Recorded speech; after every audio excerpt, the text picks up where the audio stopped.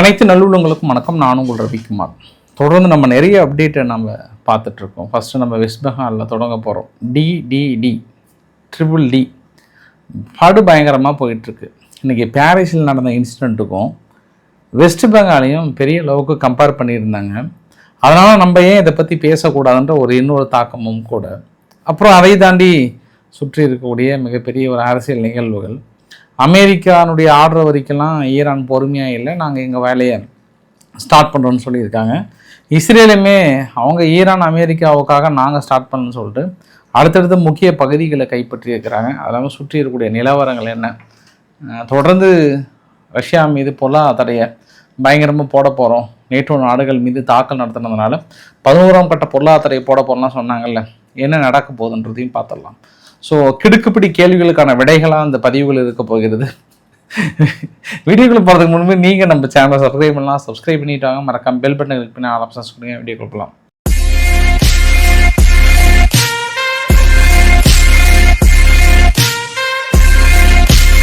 West பெங்காலில் சுயேந்து அதிகாரி வந்ததுக்கப்புறம், அதாவது பிஜேபி ஆட்சி அவங்க தரப்பில் போனதுக்கப்புறம் இருந்து மிக முக்கிய அனௌன்ஸ்மெண்ட்டே பங்களாதேஷனுடைய அகதிகள் அங்கே வெஸ்ட் பெங்காலில் இருந்தாங்கன்னா அவங்கள நாடு கடத்துறது தான் அவங்களோட முக்கிய வேலையானாங்க. பிஜேபி அரசாங்கம் அமைச்ச உடனே நிறைய மக்கள் சாரையாக லட்சக்கணக்கான மக்கள் அங்கே நோக்கி, அதாவது பங்களாதேஷை நோக்கி போன பதிவுகளுமே பார்க்க முடிஞ்சது. அப்புறம் குறிப்பிட்ட எல்லை பகுதியை ஒப்படைக்காமல் இருந்தாங்க. அதாவது இதற்கு முன்பு மாநில அரசு என்ன பண்ணிட்டாங்க, மத்திய அரசுக்கிட்ட ஒப்படைக்காமல் வெறும் புல்வெளி மட்டும்தான். நம்மளுக்கும் பங்களாதேஷுக்கும் எப்படி இருந்ததுன்னா, அதுவும் அங்கே பாருப்பா அது பங்களாதேஷ், அதுவும் இங்கே பாருப்பா இது இந்தியா, எந்த ஒரு எல்லையில் பெரிய அளவுக்கு தடுப்பு வேலைகளே இல்லாதனால சும்மா டீ குடிக்கிற மாதிரி வந்து போயிட்டு இருந்தாங்க. அதற்கு ஏற்கனவே மத்திய அரசாங்கம் அங்கே இருக்கக்கூடிய மம்தா பானர்ஜி அவர்கள் மீது பெருளவுக்கான ஒரு குற்றச்சாட்டு, இந்த மாதிரி இல்லீகலாக நிறைய பேர் உள்ளே விட்டுருக்காங்கன்ற ஒரு குற்றச்சாட்டுமே சுமத்தினாங்க. அதுக்கப்புறம் இப்போ ஆட்சியில் அமைஞ்சதுக்கப்புறம் இப்போ ஃபார் டேவுக்கு ஒரு நாளைக்கு 5000 10,000 பேர் அங்கே வெஸ்ட் பெங்காலிருந்து பங்களாதேஷ் நோக்கி போயிட்டு இருக்காங்கன்ற பதிவுகளுமே பார்க்க முடிகிறது. உள்துறை அமைச்சகம் உறுதிப்படுத்தியிருக்காங்க. ஆமாம், ஃபார் எக்ஸாம்பிளுக்கு ஒரு நாளைக்கு 5000 10,000 பேர் இங்கேருந்து போயிருக்காங்க. பட் வெஸ்ட் பெங்கால் அரசு என்ன பண்ணியிருக்காங்கன்னா, மம்தா பானர்ஜி அவர்கள் இவங்களுக்கெல்லாம் ரேஷன் கார்டிலிருந்து மீது எல்லாமே ஷார்ட் பீரியடில் மாநில அரசுக்கான அதிகாரத்தை பயன்படுத்தி அவங்களுக்கு நிறைய கவர்மெண்ட் ஸ்கீம் எல்லாம் கொடுத்துருக்காங்க அப்படின்ற ஒரு குற்றச்சாட்டுமே, ஓட்டு எல்லாம் கொடுத்து ஓட்டு போட கூட வச்சுருந்தாங்கன்ற ஒரு குற்றச்சாட்டுமே சுமத்தினாங்க. இப்போ இதையெல்லாம் தாண்டி இப்போ ஒரு 3 நாட்களாக என்ன பண்ணுறாங்கன்னா, டி இந்த திட்டத்தை ரொம்ப சீரியஸாக அமுல்படுத்தி இருக்காங்க. ஃபஸ்ட்டு டிடெக்ட்னா தேடி கண்டுபிடிங்க, டெலீட் அவங்களுடைய டேட்டாவை டெலீட் பண்ணுங்க, அடுத்தது டிபோர்ட் அவங்கள இமீடியட்டாக நாடு கடத்துங்க அப்படின்றதுல தான் ரொம்ப தெளிவான ஒரு குறிக்கோளோடு இருக்கிறாங்க. ரொம்ப சீக்கிரமாக ஒவ்வொருத்தரையும் நாடு கடத்திட்டு இருக்காங்கன்றதும் ஒரு கூடுதல் தகவலாக பார்க்கப்படுகிறது. ஏன் இதை எவ்வளோ சீக்கிரம் நாடு கடத்த முடியுமோ பார்க்க முடிகிறது என்றால், உங்களுக்கு பக்கத்தில் நான் வீடியோ பதிவுகள் போகிறேன். உங்களோட ரவிக்குமார் ஆர்கே சேனல்லையும் இதை பற்றி நான் ரொம்ப தெளிவாக போட்டிருந்தேன்.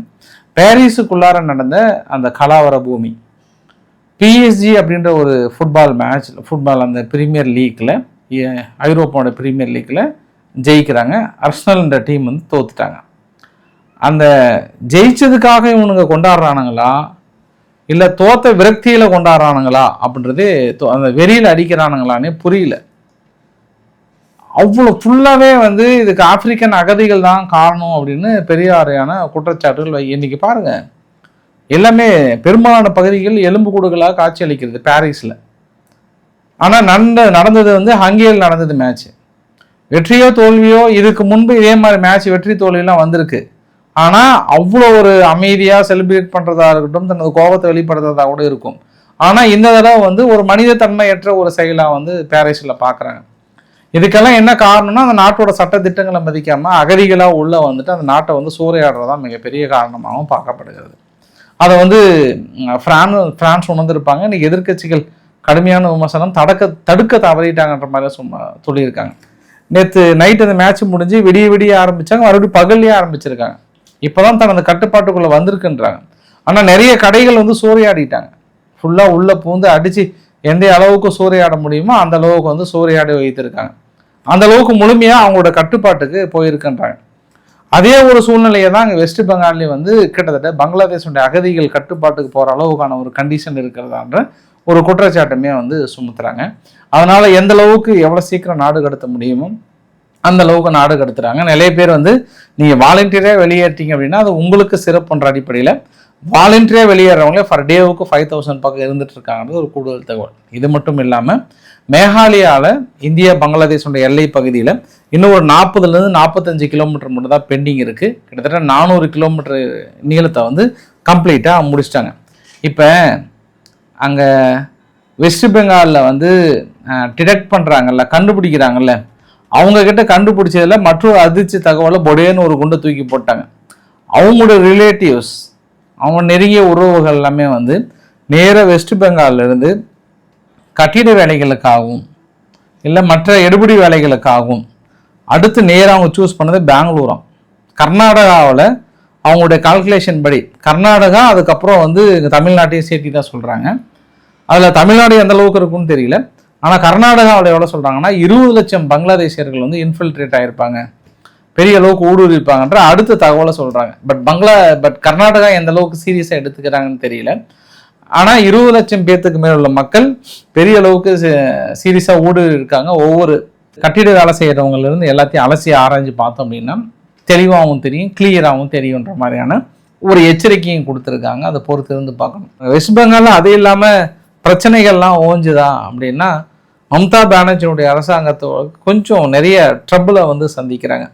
அடுத்தடுத்து கவுன்சிலர்கள் ராஜினாமா, நிறைய எம்எல்ஏக்கள் ஒரு சிலர்லாம் வந்து அரசாங்கத்துக்கு எதிராக திரும்பி இருக்கிறாங்கன்ற தகவல். அது இல்லாமல் அவங்க தேசிய பொது செயலாளர் ஒருத்தர், மேற்கு வங்க திரிணாமுல் காங்கிரஸுடைய பொது செயலாளர் அபிஷேக் பானர்ஜி இந்த எலெக்ஷன் சமயத்தில் பாதிக்கப்பட்ட மக்களை பார்க்க போகும்போது அங்கே இருக்கக்கூடிய மக்கள் எல்லாமே உன்னால தான் ஆச்சுன்ற மாதிரி அவரை ஃபுல்லாக அடித்து முட்டை எடுத்து அடித்து அவர் ஹெல்மெட்டோடு போயிட்டு அவர் ஃபுல்லாக கண்ட மேனிக்கு அடிச்சிருக்காங்க. அதுக்கப்புறம் மருத்துவமனையில் சேர்ந்துருக்காங்க. கல்யாண் பானர்ஜின்னு சொல்லிட்டு அந்த எம்பியை வந்து அடித்த மாதிரி ஒரு குற்றச்சாட்டு சுமத்துனாங்க. கடைசியில் இது விசாரணை செய்யப்பட்டு கைது பண்ணும்போது யார் பார்த்துருக்காங்கன்னா, யாரை சொல்கிறாங்கன்னா 6 பேர்த்து கைது பண்ணியிருக்காங்க. ஏற்கனவே அவங்க திரிணாமுல் காங்கிரஸில் இருந்த முன்னாள் எம்எல்ஏவாக இருந்திருக்காங்க, முக்கிய பொறுப்பில் இருந்திருக்காங்க. அதுவும் சொல்ல போனால் என்ன சொல்கிறாங்கன்னா, இது இன்டர்னல் பாலிடிக்ஸில் இந்த சாக்கை வைத்து அவர் அடித்து தும்சம் பண்ணுன்ற அவர் மீது இருக்கக்கூடிய வெறியில் பண்ணியிருக்காங்க அப்படின்றாங்க. பட் நேற்று பெரிய ஒரு ட்ராமாவே போச்சு அங்கே வெஸ்ட் பெங்காலுக்குள்ளார. ஏன்னா மம்தா பானர்ஜி அவர்கள் மருத்துவமனையில் பார்க்க போனதாக இருக்கட்டும், காங்கிரஸ் வந்து ஆதரவு கொடுத்ததாக இருக்கட்டும், எவ்வளோ எதிர்ப்பாக இருந்தாலும் தேர்தல் சமயத்தில் தான் காட்டணும், மக்கள் மன்றத்தில் இல்லை. இது வந்து ஒரு பிரதிநிதியை, ஒரு எம்பி இந்த அளவுக்குலாம் ட்ரீட் பண்ணக்கூடாதுனால எதிர்ப்புகள்லாம் தெரிவித்தாங்க. கடைசியில் அங்கே அடித்தவங்களாம் பிடிச்சி விசாரணை பண்ணும்போது அது கூட இருந்த உள்கட்சி விவகாரத்தில் அவ்வளோ பழிவாங்கணும் நோக்கில் பண்ணியிருக்காங்கன்ற மாதிரி குற்றச்சாட்டு சுமத்துறாங்க. அது எப்படி போகுதுன்னு தெரியல. ஆனால் வெஸ்ட் பெங்காலில் வந்து தினசரி ஒரு நியூஸ் வந்து அங்கேருந்து பயங்கர ஹாட் ஆஃப் த டாபிக் பயங்கரமாக இடம் பிடித்திருக்குது என்பதும் ஒரு கூடுதல் தகவல். ஆனால் நான் இதை பேச வந்து என்னென்னா இதை பற்றி தான் பேச வந்தேன். குறிப்பாக இது எனக்கு பேசணும்னு தோணுது இன்னொரு விஷயம் வந்து, இன்னைக்கு வந்து பிரான்ஸ் அதிபர் மேக்ரன் அவர்கள் சவுதியினுடைய பிரின்ஸ் அவர்கள்கிட்ட வந்து பேசுகிறார், சல்மான் அவர்கள்கிட்ட வந்து பேசுகிறாரு. இந்த பூ உலகில் அமைதி ஏற்படுத்துவது எப்படி, இந்த ஸ்டேட் ஆஃப் ஹார்மஸை வந்து கண்ட்ரோலுக்குள்ளே கொண்டு வரதுக்கு என்ன பண்ணலாம், இல்லை பேச்சுவார்த்தையை 2 பேரும் ஈடுபடுத்தி கையெழுத்து போட வைக்கிறதுக்கு என்னெல்லாம் பண்ணலான்னு பயங்கர டெப்த்தாக வந்து பேசினாங்களாம். அப்போ தான் நினச்சிக்கிட்டேன், மேக்ரன் அவர்களே இங்கே நீங்கள் பேசி சமாதானப்படுத்துறது ஒரு பக்கம் இருக்கட்டும், இது அவங்களே வழிக்கு வந்துடுவாங்க, அங்கே பாருங்கள், அங்கே பாதுகாப்பு கொடுக்குற வழியை பாருங்கள், அங்கே நாடே பாரிஸே பற்றி எரிஞ்சிட்ருக்கு, உங்களால் அங்கே கண்ட்ரோல் பண்ண முடியல, இங்கே ஓடி வந்துட்டு இங்கே பெருசாக இது வந்து எவ்வளோ டைவர்ஷன் பண்ணுறாங்க பாரு. குறிப்பாக மேக்ரன் அவர்கள் வந்து அங்கே விஷயத்தை வந்து இப்போ அங்கே பற்றி எரிஞ்சு பயங்கரமான விமர்சனம் அவர் மீது. இப்போ ஓடி வந்து இவர் ஸ்டேட் ஆஃப் ஹார்மஸ் பிரச்சனை தீர்க்கிறாரா, இங்கே வந்து சவுதி அரேபியா கிட்ட பேசினாருன்ற தகவல் தான் பிரதானமாக வந்து பார்த்ததை நான் பார்க்க முடியுது. சரி, அடுத்து இஸ்ரேல் விவகாரத்தை பேசணும். இஸ்ரேல் வந்து என்ன பண்ண, ஜக்ரானி ரிவர் இத்தனை நாள் வந்து கிராஸ் பண்ணாமல் இருந்தாங்க. முதல் முறையாக இன்று என்ன பண்ணிட்டாங்க, இஸ்ரேலுடைய டேங்கர் வந்து கடந்து அந்த பக்கம் போயிருக்கு. இந்த வரைபடத்தில் பார்க்குறீங்க இல்லையா, இந்த வரைபடத்தில் இந்த பச்சை கலர் மாதிரி இருக்குல்ல, இது எல்லாமே பிடிச்சிட்டாங்க. இந்த லிட்டானி ரிவரை கடந்து அந்த பக்கம் போயிருக்காங்கன்ற மாதிரி வந்து சொல்கிறாங்க. அப்புறம் டயர்ன்ற பகுதியும் வந்து கடுமையான ஒரு தாக்குதலையுமே பார்க்க முடிகிறது. இந்த லிட்டானி ரிவரை கடந்து போகும்போது ரொம்ப ஒரு பழமை வாய்ந்த ஒரு கட்டிடம், அதாவது கிறிஸ்டியனுடைய ஒரு கட்டிடம், அது பேர் வந்து பிஃபோர்ட் கேஸ்டல் அப்படின்வாங்க. அந்த பிஃபோர்ட் கேஸ்டல் அப்படின்றது வந்து 1985 2000 வரைக்கும் இஸ்ரேல் வசம் இருந்தது. ஏன்னா ஏற்கனவே இதே சதர்ன் லெபனான் 1985 to 2000 இஸ்ரேல்கிட்ட இருந்தது. இஸ்ரேல்கிட்ட இருந்து இதே ஐநா தான் என்ன பண்ணாங்கன்னா, இல்லைப்பா சண்டை இல்லாமல் நாங்கள் பார்த்துக்குறோம், நீங்கள் வெளியேறிடுங்க, உங்கள் பணியை வந்து ஐநா அமைதி படைக்குழுன்னு நாங்கள் ஒன்று உருவாக்கி அந்த ஏரியாவில் சாந்த ஸ்வரூபமாக உருவாக்குறோம் அப்படின்னு உறுதியளித்ததுக்கப்புறம், ஏன்னா பெரிய ஒரு யுத்தம் நடந்தது, அப்போ இஸ்ரேல் வசம் போயிடுச்சு. இஸ்ரேல் என்ன பண்ணுறாங்க, அவங்க கிட்ட கையை நீட்டுப்பா அப்படின்னு சத்தியம் வாங்கிட்டு அங்கேருந்து கிளம்பி வந்துட்டாங்க. மறுபடியும் அந்த 2000 அந்த கிறிஸ்டியன் மக்களோட புனித பூமியாக பார்க்குறாங்க அந்த பிஃபோர்ட் கேஸ்டல்னு சொல்லிட்டு. அது யார் வசம் போகிறது, லெபனான் வசம் வந்து போயிடுது. ஆனால் நிறைய சிதிலமடைந்த பகுதிகள் நிறைய ஃபுல்லாக வந்து பாதுகாப்புன்னா அது ஃபுல்லாக கண்ட்ரோல் எடுத்து பராமரிச்சாங்களான்ற இன்னொரு ஒரு கேள்வியுமே இருந்தது. பட் இன்று என்ன பண்ணுறாங்க, இஸ்ரேல் ஃபுல்லாக போயிட்டாங்க, அந்த கைப்பற்றி இஸ்ரேலினுடைய கொடியை வந்து ஃபுல்லாக ஏற்றி இனி இது வந்து எங்கள் கண்ட்ரோலுக்குள்ளே வந்துருன்ற மாதிரி வந்து சொல்லியிருக்காங்க. அப்போ இஸ்ரேலினுடைய தாக்குதல்கள் தொடர்ந்து முன்னேறுகின்ற நிலவரெல்லாம் பார்த்தோம் அப்படின்னா, இங்கே பேச்சுவார்த்தை இழுக்க நாளைக்கு நீங்கள் லெபனானோட விவகாரத்தை வந்தால் கூட பிடிக்கப்பட்ட பகுதிகளை வந்து லெபனானால் மீட்டெடுக்க முடியுமா அப்படின்னா அது காசாவோட நிலைமை தான். காசாவில் என்ன மாதிரியான சூழ்நிலைன்னு பார்த்தோம் அப்படின்னா, தற்போது வரை 60% இஸ்ரேல் வசம் இருக்கிறது. அதே மாதிரியான ஒரு சூழ்நிலை அங்கே உருவாக்கும்னு நினைக்கிறேன் நான். ஆனால் ஹெஸ்புல்லா பதிலுக்கு தாக்குதல் நடத்தப்படுகிறேன்னு இனி சொன்னா கூட பெரிய அளவுக்கு அவங்களால இம்பாக்ட் கிரியேட் பண்ணி இஸ்ரேலை வந்து திருப்பி அனுப்ப முடிகிற அளவுக்கான ஒரு இம்பாக்டை பண்ண முடியுமானா இல்லை. தாக்கல் நடத்துகிறாங்க, இழப்புகள் ஏற்படுகிறது, பாதிப்புகள் ஏற்படுகிறது, அதெல்லாம் நான் இல்லைன்னு மறுக்கவும் இல்லை. ஆனால் முன்னேற்றங்கள் முன்பு இருந்ததை விட ஒரு வாரம் பார்த்தோம் அப்படின்னா மிக அதிகமான அளவுக்கான முன்னேற்றங்கள். ஏன்னா தாக்குதல்கள் அந்த அளவுக்கு ஹெவியாக நடத்தியிருக்காங்க. இது அங்கே இருக்கக்கூடிய சூழ்நிலை. இதையெல்லாம் தாண்டி ட்ரம்ப்பு கிட்ட பெருசாக முறையிட்டோன்னா, ட்ரம்ப் ஒரு மனநிலைக்கு போயிட்டார். அவருடைய எக்ஸல பதிவெல்லாம் பாருங்கள், கடந்த 24 மணி நேரத்தில் அவரோட பதிவெல்லாம் பாருங்கள். நான் தான் சரி கம்முன்னு சொல்லாமல் விட்டுட்டேன். ஆர்கே சேனல்லையும் சரி இதுலையும் சரி நம்ம அவரை பற்றி பேச வேண்டான்ற ஒரு முடிவுக்கு வந்துட்டு தேவையானது மட்டும் பேசலான்ட்டோம். ஏன்னா திடீர்னு அங்கே ரிசர்வில் இருக்கக்கூடிய கோல்டெல்லாம் ஆடிட் பண்ணி பார்க்கணும், ஆனால் எடுத்துருப்பாங்களான்ற மாதிரியான சூழ்நிலை.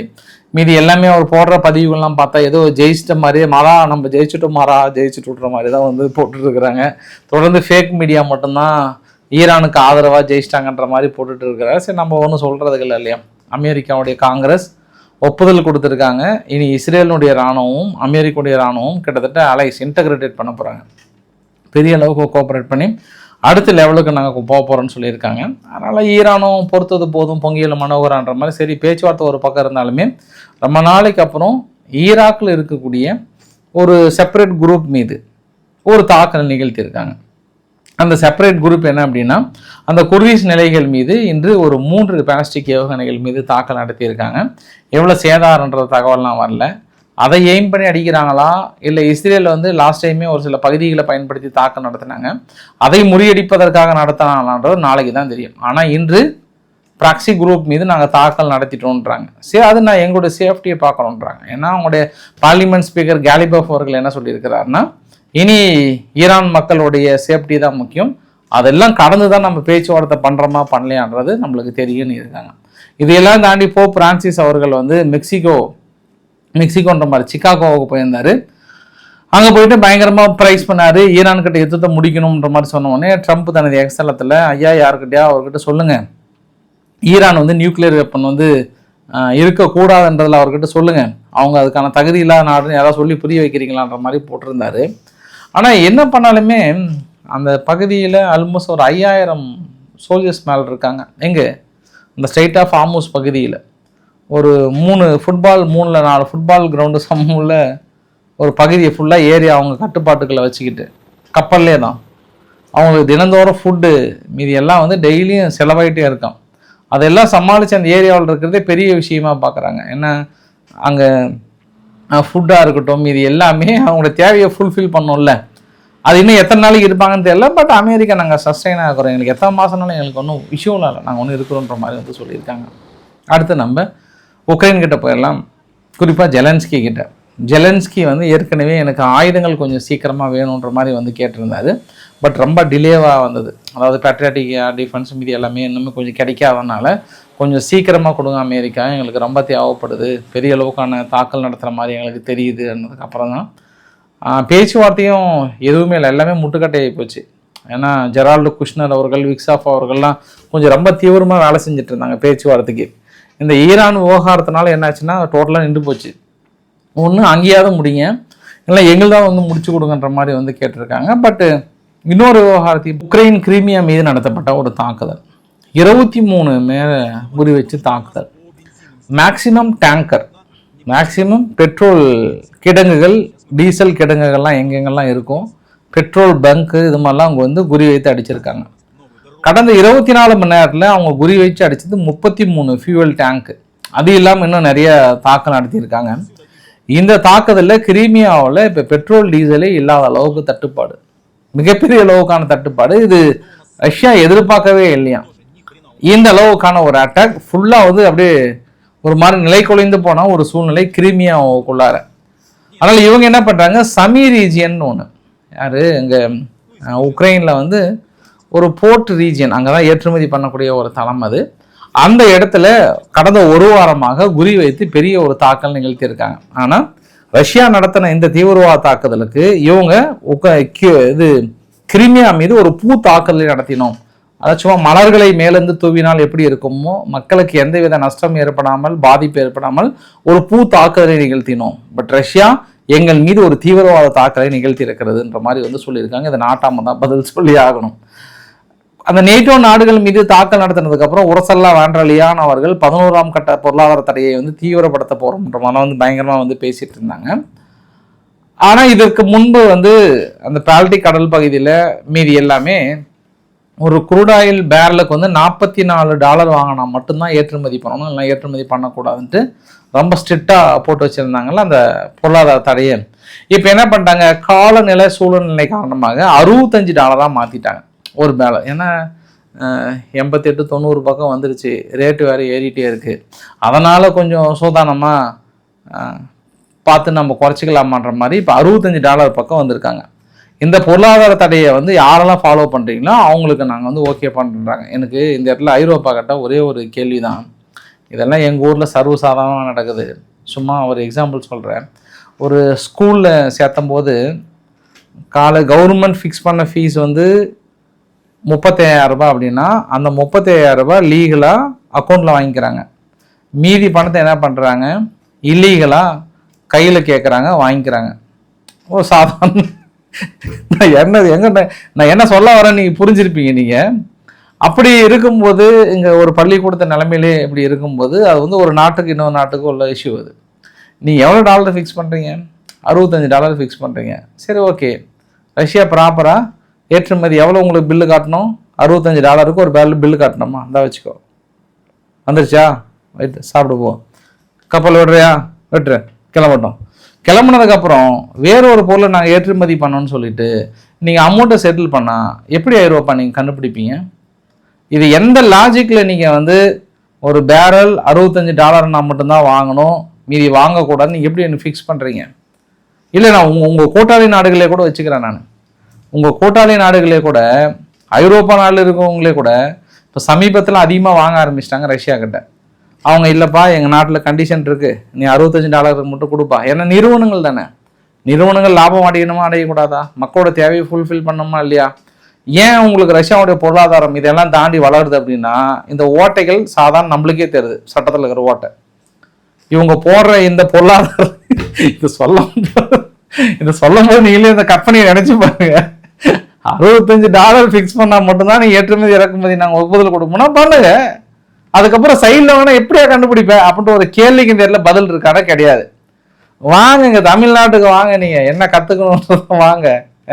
எந்த அளவுக்கு பண்ணியிருக்காங்க இங்கே ஓடி வந்து நீங்கள் இந்த மாதிரிலாம் சொல்கிறீங்களே பஸ் நியாயமான்ற மாதிரி என் மனசுக்குள்ளே நிறைய தோணுச்சு. இந்த வீடியோ பதிவு இப்போ ரீசெண்டாக லண்டனில் எடுத்த பதிவுங்க. லண்டனில் வந்து நிறைய கிட்ஸ் எல்லாம் என்ன பண்ணாங்க, இப்போ ரம்லான் வந்துச்சு இல்லையா, அப்போ எமினி அவுதிக்களோட யூனிஃபார்மை போட்டு ஒரு ஃபன் பண்ண ஆரம்பிச்சிட்டாங்க. என்னன்னு தெரியல, அவங்கள பார்த்தாவே யூகேனுடைய காவல்துறை தேடி தேடி கைது பண்ண ஆரம்பிச்சிட்டாங்க. அதாவது இந்த ட்ரீட்டட் எஸ் ஏ டெரரிஸ்ட் மாதிரி வந்து அவனுங்க அதை கத்தியெல்லாம் அப்படி வளைஞ்ச மாதிரி இருக்குல்ல, அந்த மாதிரிலாம் வச்சுட்டு எமினியா உதிக்களோட ட்ரெஸ்ஸு இங்கே யூகேல என்ன வேலை அப்படின்ட்டு தேடி தேடி வந்து பண்ணியிருக்காங்கன்றது ஒரு கூடுதல் தகவல். சீனா இந்தியாவுக்கு எதிர்ப்பு தெரிவிச்சிருக்கிறது. பிரம்மோஸ் ஏவுகணை ஆல்மோஸ்ட் இன்றைக்கி ஒப்புதல் கிட்டத்தட்ட ஃபைனலைஸ் பண்ணிட்டாங்க. வியட்நாமுக்கு கொடுக்க போகிறோம். வியட்நாமுக்கு வந்து ராஜ்நாத் சிங் அவர்கள் உறுதி செய்கிறாரு. அதனால் சீனா ஏற்கனவே பிலிப்பைன்ஸுக்கு நம்ம கொடுத்ததுக்கே பொங்கிட்டு இருக்கிறாங்க.